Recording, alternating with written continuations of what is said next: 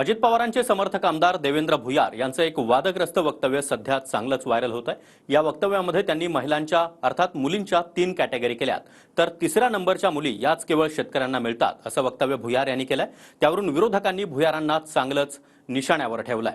दरम्यान आपलं हे वक्तव्य 2019 मधलं असल्याचं त्यानंतर स्पष्टीकरण देवेंद्र भुयार यांनी दिलंय। पाहूयात त्या संदर्भातला हा रिपोर्ट। पोरगी जर पाहिजे असेल तर पोरगीसाठी तो पोरगा नोकरीवाला पाहिजे आणि 2 नंबरची पोरगी कोणाला भेटते ज्याच्यावर पांठेला आहे, एखादा धंदा आहे, किराणा दुकान आहे, पांठेला चालवते, अशा माणसाला 2 नंबरची पोरगी डोंबरी डांबरी भेटते आणि 3 नंबरचा जो गाय आहे राहिला सुद्धा हेबळली भाबळली पोरगी शेतकऱ्याच्या पोटाला भेटते। 1 नंबर पोरीसाठी नोकरीवाला, 2 नंबरची पोरगी पान ठेलेवाला आणि किराणा दुकानवाल्याला, तर 3 नंबरची पोरगी शेतकऱ्याच्या मुलाला।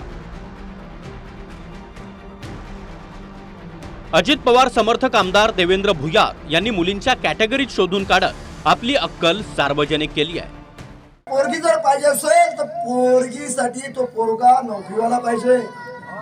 पोरगी जर चांगली स्मार्ट पाहिली असेल, 1 नंबर देखणी असेल तर ते तुमच्या माझ्यासारख्या पोट्याला भेटत नाही, ते नोकरीवाल्याला भेटते आणि 2 नंबरची पोरगी कोणाला भेटते ज्याच्यावर पांठेला आहे, एखादा धंदा आहे, किराणा दुकान आहे, पांठेला चालवते, अशा माणसाला 2 नंबरची पोरगी डोंबरी डांबरी भेटते आणि 3 नंबरचा जो गाय आहे राहिला सुद्धा हेबळली भाबळली पोरगी शेतकऱ्याच्या पोटाला भेटते।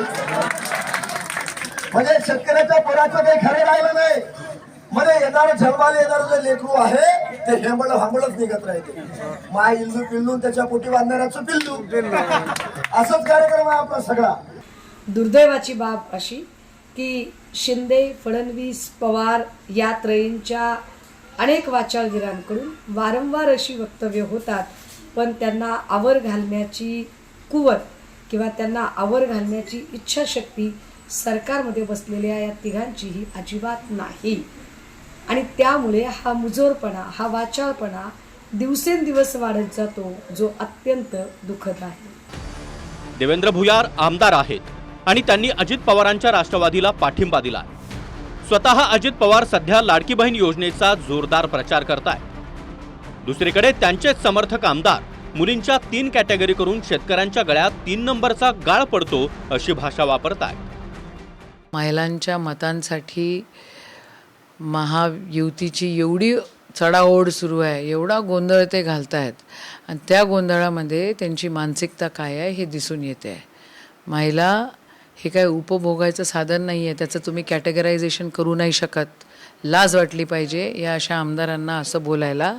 तुम्ही जरा शिस्तीत राहावा आणि अजितदादांनी त्यांच्या आमदारांना कंट्रोलमध्ये ठेवा। या अशा गोष्टीचा काय कॅटेगरायझेशनचा म्हणजे त्यांची मानसिकता एक गुंड प्रवृत्तीचे हे दिसून येतं। हे जे सत्ताधारी मंडळी आहेत सगळीच्या सगळी एकीकडे लाडकी बहीण योजनेचा प्रचार करतात आणि बहिणींचा सातत्यानं अपमान करतात। काय भाषा वापरली त्यांनी महिलेविषयी, मुलीविषयी, ठीक आहे ग्रामीण भागातल्या डांगात वगैरे बोलले असेल, परंतु अशा पद्धतीनं महिलांचं अपमान त्यांच्या सौंदर्यावरून करणं, त्याच्यावर भूमिका घेणं हे अतिशय चूक आहे। महिलांचा हा अवमान आहे। महिलांची कॅटेगरी करून भुयार थांबले नाहीत, तर जन्माला येणाऱ्या मुलांबद्दलही आक्षेपार्ह आणि चीड आणणारी टिप्पणी त्यांनी केली आहे। 3 नंबरच्या मुलींशी लग्न केल्यावर ती महिला म्हणजे माय इल्लू पिल्लू आणि तिच्या पोटी वानराचं पिल्लू असं संतापजनक वक्तव्य भुयार यांनी केलं आहे। महिलांबद्दल काय बोलावं याचं तारतम्य देखील या आमदार महोदयांना राहिलं नाही। म्हणजे शेतकऱ्याच्या पोराचं काही खरे राहिलं नाही। मध्ये येणार झलवाले येणार जे लेकरू आहे ते हेंबळ हांबळच निघत राहते।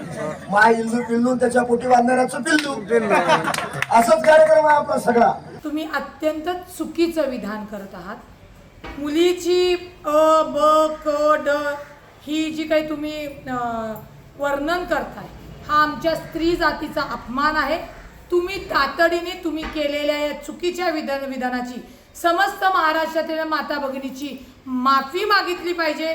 तुम्ही जरी तुमचा पाठिंबा राष्ट्रवादी काँग्रेस पार्टीला असेल तरी चुकीची वक्तव्य खपून घेतली जाणार नाही। सुषमा अंधारे यांनी हा महिलांचाच अपमान नाही तर कृषी क्षेत्रात काम करणाऱ्या भूमिपुत्रांची अवहेलना असल्याचं म्हटलंय। देवेंद्र भुयारचे हे वाह्यात वक्तव्य फक्त महिलांचाच अपमान नाही तर कृषी क्षेत्रामध्ये राबणाऱ्या भूमिपुत्रांची अवहेलना आणि कृषी क्षेत्राबद्दल अनास्था निर्माण करणारं तसंच शेतकऱ्यांची टिंगल उडवणारं आहे. शिंदे, फडणवीस आणि अजित पवार यांच्याकडून या वाचाळवीरांना अजिबात आवर घातला जात नाही, हे दुःखद आहे. मला देवेंद्र भुयार काय म्हणाले माहीत नाहीत. तेही माझे चांगले मित्र आहेत, त्यामुळे मी त्यांना विचारून घेतो की बाबा तुम्ही काय म्हणालात, आणि जर त्याचा अर्थ असा चुकीचा निघाला असेल तर तुम्ही महाराष्ट्रातल्या सगळ्या आमच्या माता भगिनींची दिलगिरी व्यक्त केली पाहिजे, पण मी हे समजून घेतो. देवेंद्र भुयार अमरावती जिल्ह्यातील वरुड मोर्शी विधानसभा मतदारसंघाचे आमदार आहेत. 2019 मध्ये राजू शेट्टींच्या स्वाभिमानी शेतकरी संघटनेच्या तिकिटावर तत्कालीन कृषी मंत्री अनिल बोंडेंचा पराभव करून भुयार जिंकले. मात्र नंतर अजित पवारांसोबत जवळीक वाढल्यानं आणि राजू शेट्टींसोबत फिसकटल्यानं स्वाभिमानीतून 2022 मध्ये त्यांची हकालपट्टी झाली. आता भुयारांनी अजित पवारांच्या राष्ट्रवादीला पाठिंबा दिलाय. 2019चा जुना व्हिडिओ काढून आणि त्याच्यावर मी महिलांचा दिवशी आहे हे भासवण्याचं काम काही राजकीय पुढारी विशेष करून आमच्या मतदारसंघातले दाखवण्याचा प्रयत्न करत आहे. परंतु जाणीवपूर्वक निवडणुकीच्या तोंडावर माझ्यासारख्या कार्यकर्त्याला बदनाम करण्याचं षडयंत्र काही राजकीय पुढाऱ्यांनी केलेलं आहे. परंतु मी माता भगिनींना विनंती करतो की अनावधानाने एखाद्या वेळेस आपलं मन दुखावलं असेल तर त्याची मी दिलगिरी सुद्धा व्यक्त करतो, परंतु माझा भाव हा तुम्हाला दुखवण्याचा नव्हता.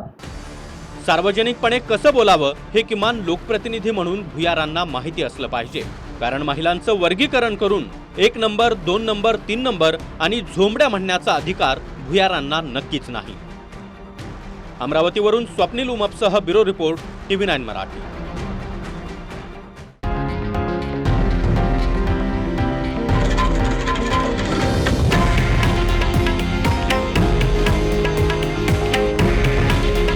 हे आहे देशातील नंबर 1 न्यूज नेटवर्क आणि आपण पाहत आहात TV9 मराठी. काळजी तुमची, हित महाराष्ट्राचं.